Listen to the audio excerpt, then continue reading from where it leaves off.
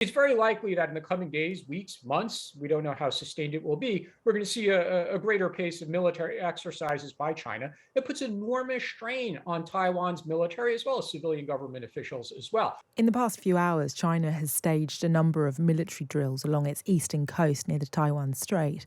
The Taiwanese government says it's also come under cyber attack. I'm joined now by the Asia political risk analyst, Ross Feingeld, who joins us from Taiwan. Welcome to the programme. Hi, good evening from Taiwan. Tell us about the impact you're seeing there following news of Nancy Pelosi being, moments from landing.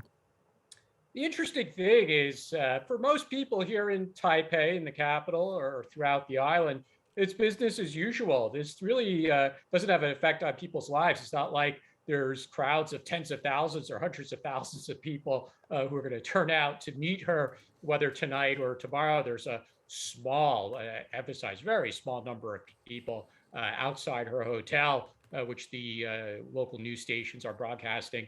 Both is supportive of her visit and a small number of people who oppose it because they think it increases tensions between China and Taiwan. I think generally most people here welcome her visit. They welcome the support that the visit of a important United States politician demonstrates when they actually come here, especially someone as senior as the Speaker of the House. I think people are broadly aware of China's threats, but that has to be balanced against the frequency with which China does threaten to use military force to take over Taiwan. So people are very used to that. That could be risky. One could take the view that you got to take that seriously, that the military does and the elected leadership does. But day to day, people just don't stop what they're doing to pay attention to statements made at the lectern by a Chinese government spokesperson. They don't stop what they're doing to watch TV images of China moving equipment or aircraft or ships. Again, that could be to Taiwan's detriment, but I really would be remiss if I didn't say that it's been business as usual here. Pelosi is a long-term critic of Beijing and has been advised against this trip for some time now. Why do you think she's pressed on and is committed to visiting Taiwan despite being asked not to? Putting aside any partisan bias I might have, the simple answer is the midterm election that the United States has at the beginning of November. In recent years, it's simply a fact that Republicans have been more outspoken in their criticism of China on a number of issues, whether that's trade, human rights, Hong Kong, Xinjiang, Tibet, South China Sea, just to name a few. There's even more. The Republicans in Congress have been more willing to propose legislation with regard to China. Democrats generally are supportive of many of those initiatives, but they don't speak about it all the time. And Democrats tend to be more focused on domestic policy issues, social spending issues in the United States. Climate change issues are certainly of more interest to Democrats than to Republicans. More recently, the aftermath of the Supreme Court decision on abortion, again, is something that Democrats spend a lot of time on.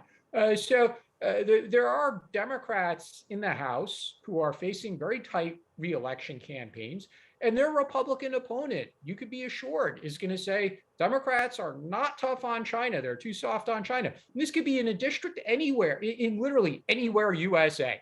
And now with this visit, that Democrat who's struggling, fighting to keep their seat in the House could say, you can't say we're soft on China. Our House Speaker, Democrat Nancy Pelosi, just went to Taiwan despite Chinese pressure not to.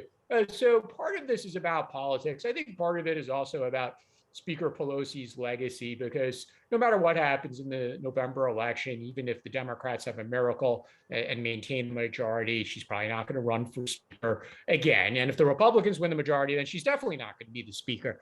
So I think also she just wanted to have something on her legacy that she visited Asia, which the United States says is so important for the here and now as well as the future. And she wanted to have on her legacy. You mentioned that she's been a critic of China on a number of issues. So she wanted to have on her legacy that her her China criticism also included this Taiwan aspect. One more point about Speaker Pelosi in China, which I think is also very interesting, is yeah, she's been outspoken about Hong Kong in recent years, or Uyghurs and Xinjiang, and historically about Tibet.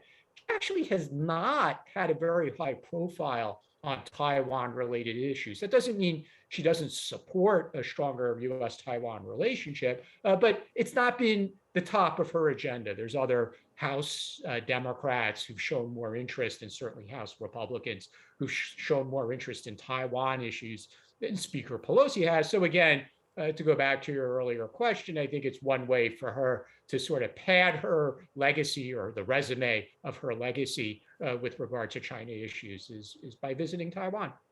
We haven't a huge amount of time left, but just briefly, I mentioned China staging a number of military drills along its eastern coast near the Taiwan Strait, and the Taiwanese government saying they've come under cyber attack. How concerning is that? At a minimum, it means that Taiwan and possibly the United States and maybe Japan have to respond. So it's very likely that in the coming days, weeks, months, we don't know how sustained it will be, we're going to see a greater pace of military exercises by China. It puts enormous strain on Taiwan's military as well as civilian government officials as well. But that means Taiwan has to send up its own aircraft, put its own ships out to sea. It puts strain on the men and women in Taiwan's armed forces. It costs a lot of money. It causes maintenance issues for the equipment as well. So to the extent that China is really going to increase the pace of that military exercise aspect of how it responds to this, there's also economic and other political tools that China might use, then Taiwan will be forced to respond. And as I said, that's going to cost Taiwan a lot in blood, sweat, tears, and financial resources as well. Okay, Ross, really good to speak to you. Thank you for joining us. Ross Feingeld, the Asia political risk analyst, joining us from Taipei, Taiwan's capital.